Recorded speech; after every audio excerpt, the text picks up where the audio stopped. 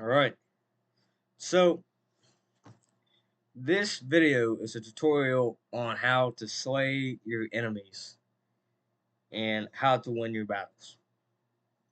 And so, with our daily conquest, we need to remain on the good track and stick with the good habits and fight off the persistent attacks on your mentality and your mental health.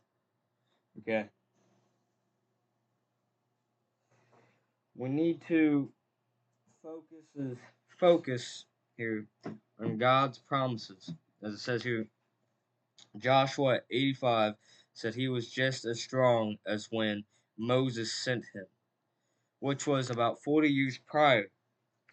And obviously, he doesn't mean that he was as physically as strong, because obviously you're not with age, right?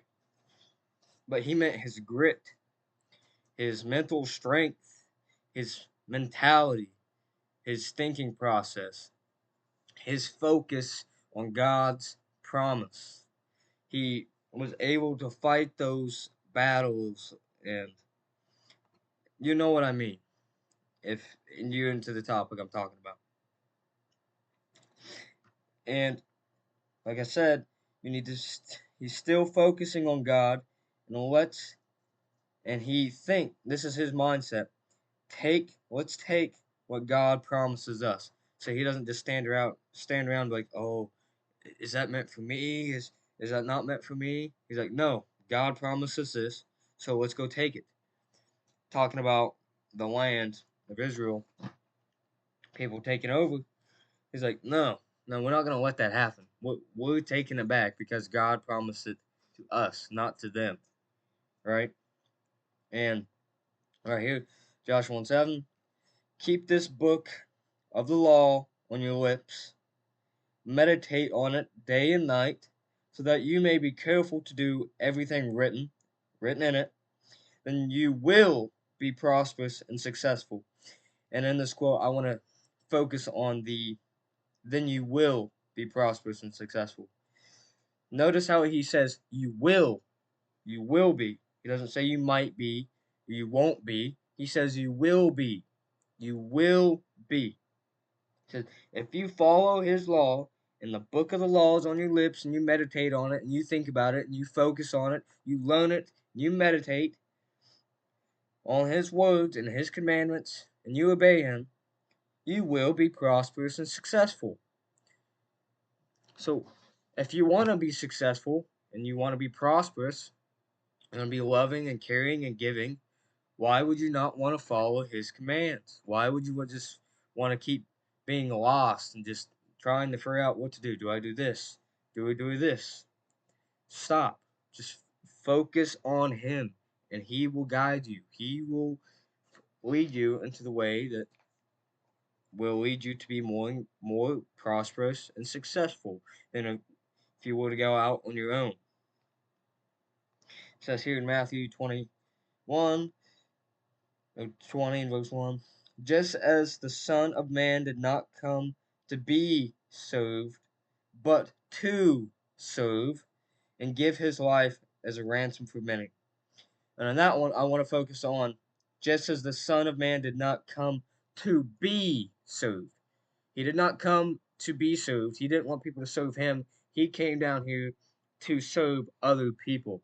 And so that is what we need to do as a man. We don't, you notice at Christmas, men don't really get, or the father doesn't really get good presents. They get socks. They get a little bit of clothes. Not really focused on.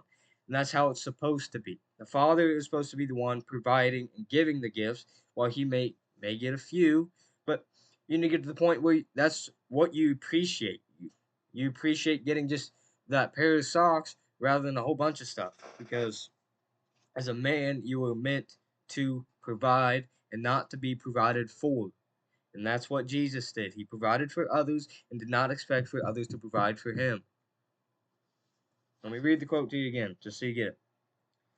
Just as the Son of Man did not come to be served, but to serve and give his life as a ransom for many.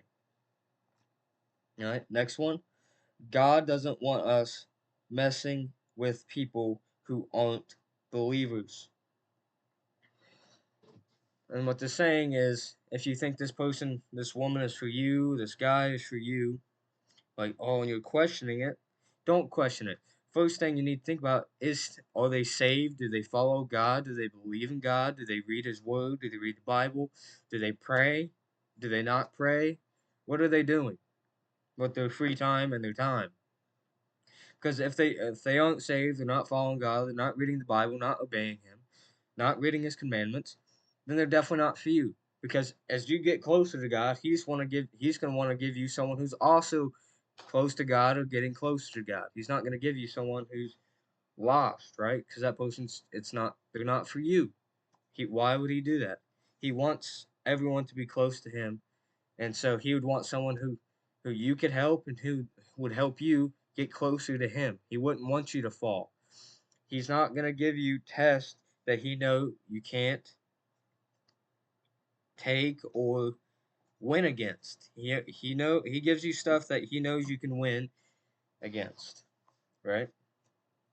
And it says here, God doesn't want us messing with girls who aren't believers. And it says here, great men fall because of women, as an example as Adam and Eve. And when we want to fight these lustful thoughts, such as sexual sin, pride, money, power, all of this, we we tend to think of purity and being pure and staying away from it, rejecting it. But what we need to think about is God's hope and His love. We need to think about purity being a result of focusing on God, right? And before God gave any commandments or any rules or obedience towards Adam, He showed him His love and healed him and cared for him and loved him before He gave any commandments. He wanted to show Adam who He was before He gave him commandments. And when we think about the commandments, we got to think about where they're coming from. They're coming from a kind and loving heart. They're not just being thrown out there to be thrown out there to make people live miserable lives or whatever. No, it's coming from peace and love. And that's, if you follow those commandments, that's where it's going to lead you. You got to follow the beginning strand. Because if there's someone who has menacing thoughts and they tell you what to do, it's going to lead to menacing things or dangerous or corruptible. That's what it's going to lead to. But if you start off with peace, love, joy, and kindness, that's where it's going to lead. And so you've got to think about who you want to follow, the internet and the devil, or do you want to follow God? You want to be addicted, or do you want to be full of peace and joy and kindness? It is your choice. And it says here, God blessed Adam and showed His heart before giving him demands. And we need to focus on the heart God has for us, and purity is just the result. And that is how you slay your modern day enemies.